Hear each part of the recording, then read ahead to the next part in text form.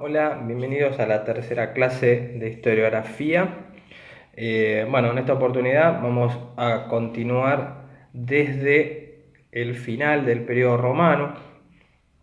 Recuerdo que lo último que habíamos dicho es que, siguiendo las palabras siempre por supuesto de Carbonell, que es del cual nosotros vamos a utilizar, por lo menos en la primera, podemos decir la primera mitad de la materia, nos vamos a basar mucho en este texto.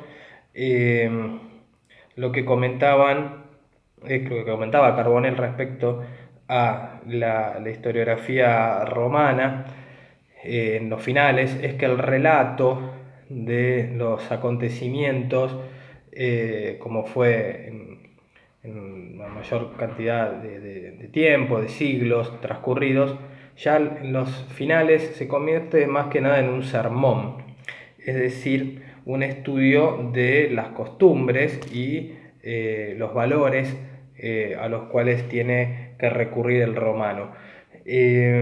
Apunta más que nada a la decadencia de Roma los últimos textos de este periodo, más que nada lo que hacen es tratar de rememorar los buenos momentos por los cuales había pasado tanto en la República como en el Imperio. Eh, el texto, ustedes van a ver que ahí tiene una enorme cantidad de subtítulos entre capítulo y capítulo, y uno de ellos es el bautismo de Clio. ¿Por qué el bautismo de Clio? Porque a partir de este momento es cuando va a empezar a tener mayor auge la historiografía eh, manejada, me refiero en cuanto a los textos y las impresiones de los libros por parte de la Iglesia. Se conoce, o por lo menos relataban así en esa época, que los bárbaros, que habían sido los que habían tomado la zona, lo que se conocía como el Imperio Romano de Occidente, eran destructores de la cultura. Entonces los primeros textos se van a aferrar mucho a esto y por supuesto la fuente más destacada de este periodo, desde ya que va a ser la Biblia. Carbonell menciona que la Biblia no es un libro de historia, pero claramente trabaja la historia. Tiene una enorme cantidad de libros, a su vez la misma Biblia, sabemos que fue escrita en distintos siglos, que se fueron agregando lo que se conoce, justamente los teólogos la conocen como libros, a los que se podría decir como los distintos capítulos de la Biblia, pero en realidad son libros escritos por diversas personas en aproximadamente 4 siglos. Y,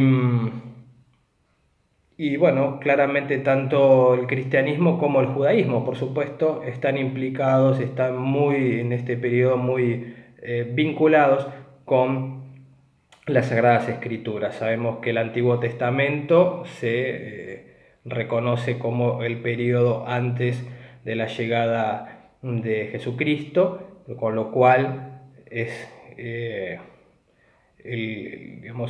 la parte que la comunidad judía respeta y reconoce como un libro sagrado, no así el Nuevo Testamento, que ya es con la llegada de Jesucristo.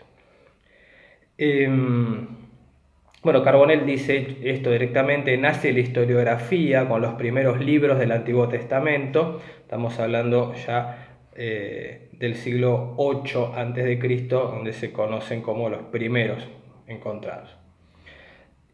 Bueno, los cristianos en sí manifiestan un interés por la historia en este periodo. Carbonell determina que hay 4 maneras para identificar este interés por la historia. En principio porque hay una redacción de la propia historia cristiana, es decir, hacen una historia cristiana, en sí, una historia eclesiástica. Hay una sincronización, el segundo la segunda manera o característica, podemos decir, hay una sincronización de las cronologías, es decir, tanto los paganos como los que consideran a la historia de la Biblia como la fundamental, coinciden los hechos cronológicamente. O sea que aquí también la historia, por supuesto, tiene mucho que ver y tiene mucha importancia. Después, en una tercera manera, podríamos decir, una profundización del conocimiento del pasado, dice Carbonell. De esta manera disputa, ¿sí?, el cristiano, el cristianismo con los filósofos paganos.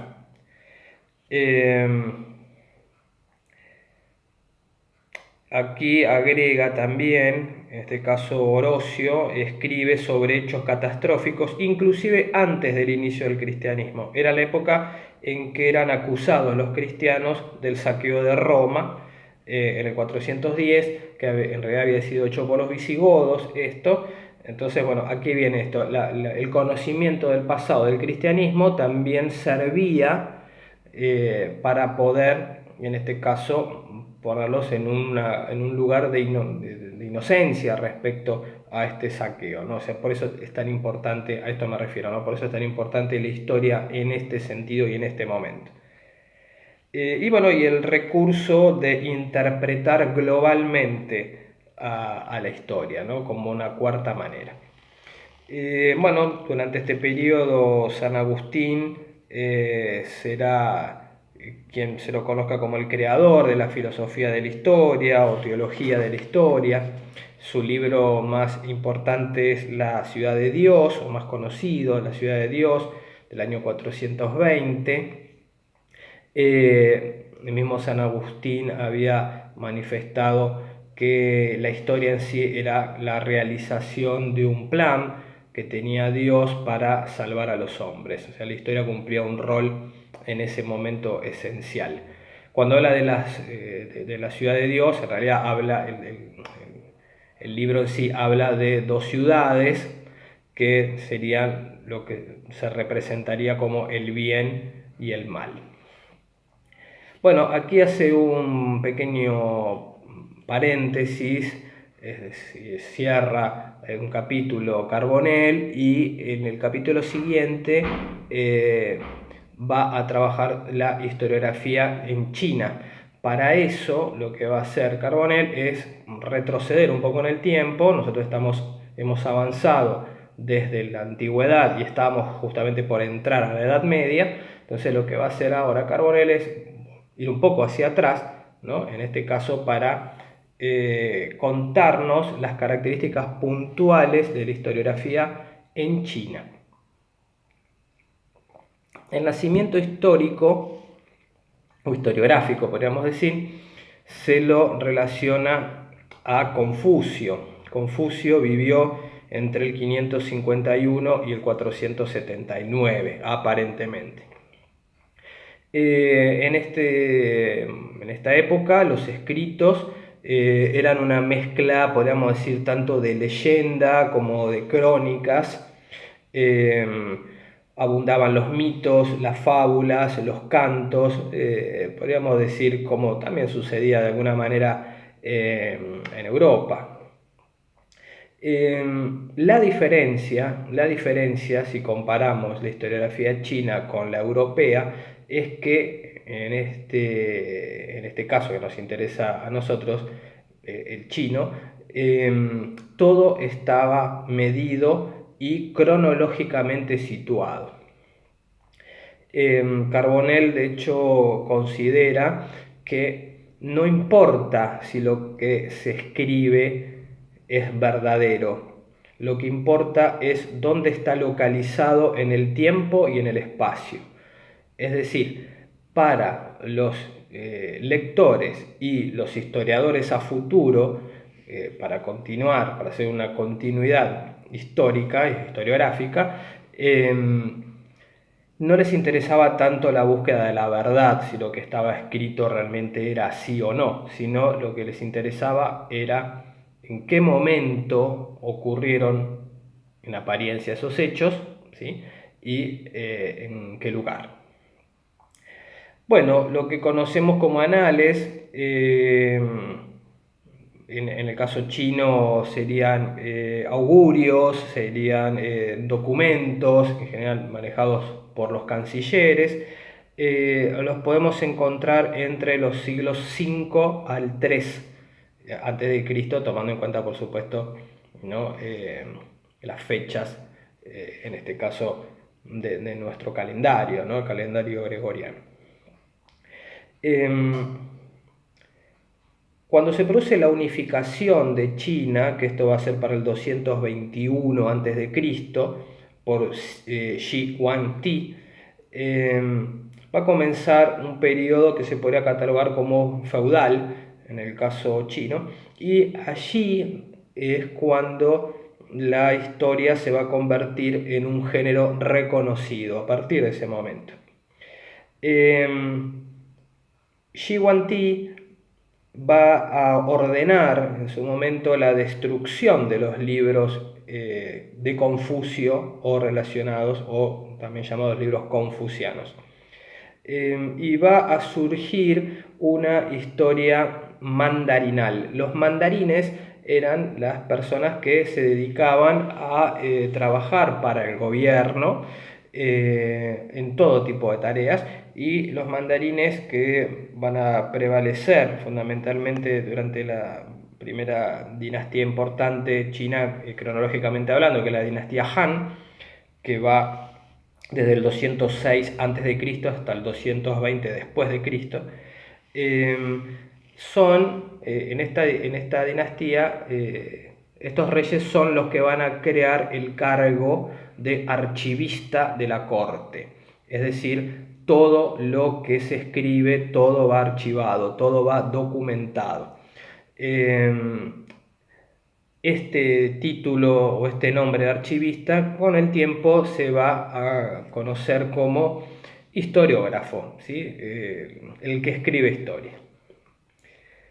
En este caso, la finalidad, la función que va a tener este historiógrafo o archivista es componer, escribir las biografías imperiales y las historias de las dinastías. Es decir, lo que se escriba, todo lo que se escriba en esos años tiene que ver fundamentalmente y con exclusividad, podríamos decir, con lo que sucede dentro, ¿no?, de la corte y los personajes más importantes que rodean al emperador y al emperador, por supuesto también. Carbonell va a contar unas características que va a tener el historiador en China. Le va a dar, esta dinastía le va a dar al historiador diversos roles. No solamente va a tener que escribir sobre textos históricos, sino que también va a ser un cronista, un cronologista. Va a también tener como función elaborar el calendario y bueno, va a ser consejero también y administrador. Es decir, el historiador en este caso va a tener, como se ve, varios roles. Era, por supuesto, aclaro, era un mandarín, ¿sí? El historiador, decíamos, esta persona que acompañaba a, digamos, a la realeza china, se lo va a caracterizar como un historiador político, es decir, que va a estar muy relacionada la política con la historia en este periodo. El papel que va a tener este mandarín es legitimar a la dinastía y, bueno, por supuesto, se va siempre a escribir todo lo que el gobierno haga bien, ¿sí? Claramente. Esto también tiene que ver con la tradición, la cultura china. Ellos no utilizan el término Dios, sino que en el caso de ellos utilizan el término el cielo. El cielo es, según su mirada, el que va a investir al emperador. Es decir, el cielo es el que va a determinar quién es el emperador, y siempre va a ser uno. En todos los casos siempre va a ser uno. Entonces, la historiografía china lo que va a tener que hacer claramente es cumplir el rol de legitimar y de lograr que el pueblo entienda por qué el cielo eligió a ese emperador. Un nuevo subtítulo en este caso que tiene que ver con el método y espíritu. El historiador que podríamos decir oficial, que es este que decíamos que escribe para el emperador, como también los no oficiales, en todos los casos la intención era moralizar a la población. Situación similar que se podía ver en ese momento también en Europa, es decir, dejar mensajes, dejar una enseñanza para la posteridad. Y si hablamos, para dar ejemplos sobre esto, el historiador chino de este periodo, siempre recordemos siglo III antes de Cristo hasta el siglo III después de Cristo, el historiador chino abusa de las citas, ¿sí? Y es un copista, podríamos decir, de fuentes. Entonces después van a ver también una serie importante de nombres, ¿no? como en todos los capítulos de historiadores. Acá las características dice que cuando copian esas fuentes las copian con amor, con respeto y con piedad. El copiar las fuentes con amor, de alguna manera, además de que tiene que ver con esto de que les decía para la posteridad, no indica la procedencia, no cuentan de dónde salen esas fuentes, lo cual a veces lo hace un poco complejo porque también uno puede llegar a digamos, dudar de la veracidad de las mismas. La copia de fuentes con respeto tiene que ver con esta idea de transmitir. Y con piedad tiene que ver con un culto a los antepasados, ¿no? Un respeto, ¿no? A los que estuvieron, ¿no? Y un reconocimiento a los que estuvieron, los que vivieron antes de quienes escriben. Una característica muy particular y que se ve solamente en la historiografía china es que no se discute lo escrito anteriormente, es decir, no van a aparecer historiadores que critican a los anteriores historiadores y reformular, como podemos ver en el caso nuestro y como se puede ver en el mundo en general. No, en este caso hay un respeto por lo escrito anteriormente, entonces el historiador chino lo que hace es acumular, es decir, escribe por sobre lo que escribieron otros, ¿no? En realidad se hace una continuidad, ¿sí? De escritos. Cuando se descubre algo nuevo, puntualmente agrega a lo ya existente, no critican, ¿no? Lo que ya está.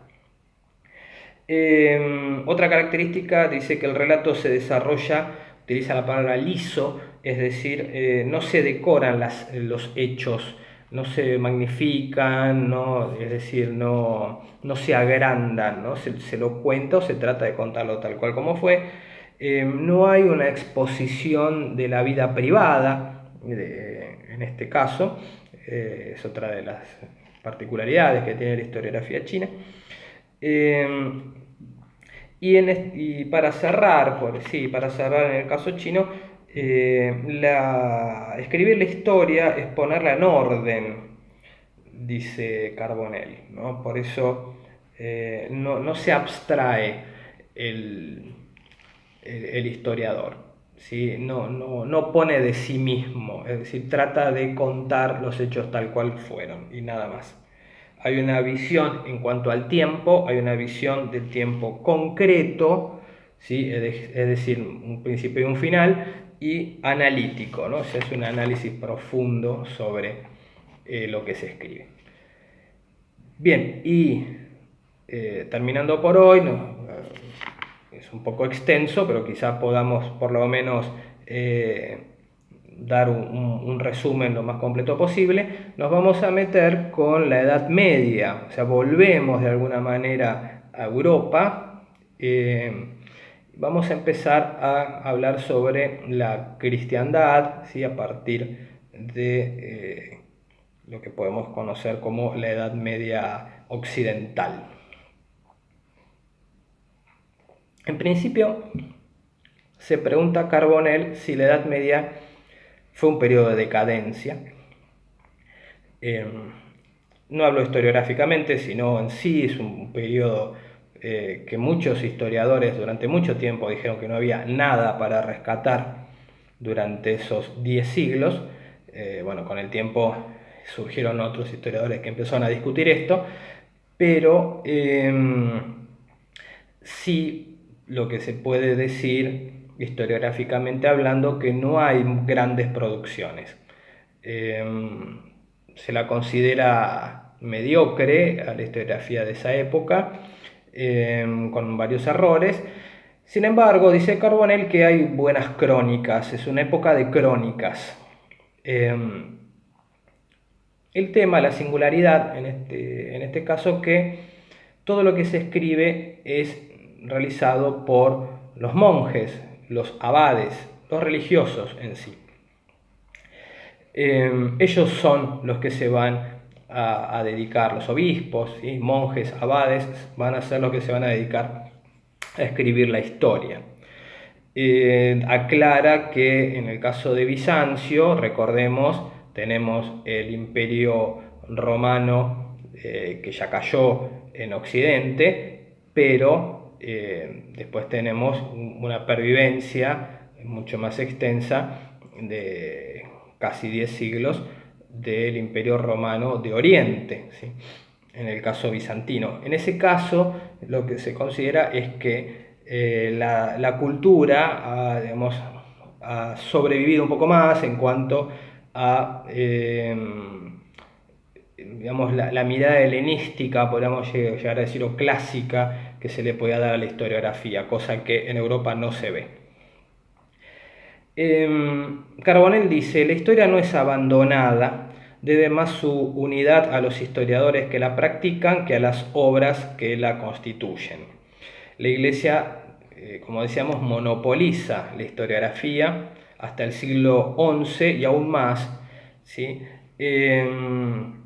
Y bueno, si hablamos de características de la historiografía de la época, podemos decir que el estilo de lo que se escribe, como decíamos, es religioso, la perspectiva de lo que se escribe es teológica, los temas son siempre eclesiásticos y la finalidad es la ética, ¿sí?